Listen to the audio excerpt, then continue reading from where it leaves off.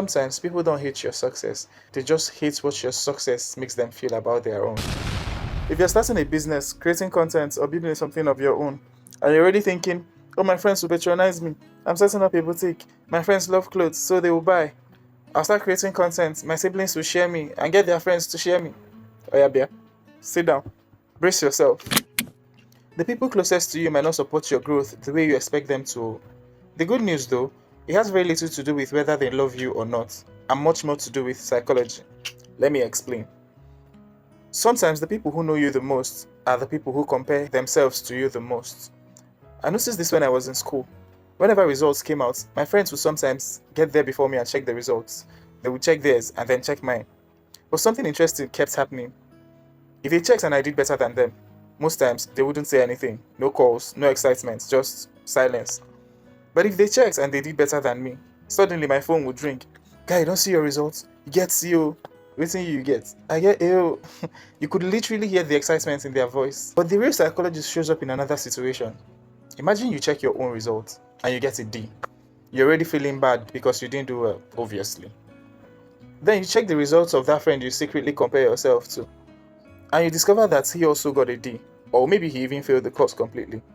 And then somehow, you start feeling a little better. Not because you did well, but because the person you subconsciously measure yourself against didn't do better than you.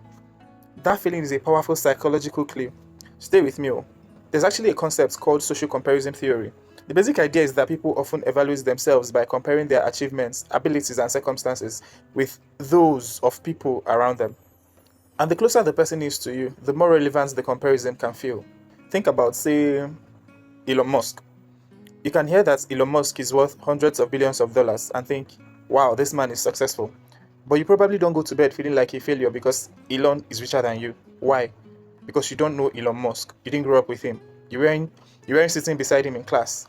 You weren't living on the same streets watching his life unfold. But imagine someone who actually went to school with him. Someone who knew him when he was just another boy in the classroom. Someone who lived around him. Someone who at some point felt like they were roughly on the same starting line. And years later, the person looks at Elon Musk and thinks, wait, we knew each other. We started around the same place. How did his life become this and mine is still here? That comparison can hit differently.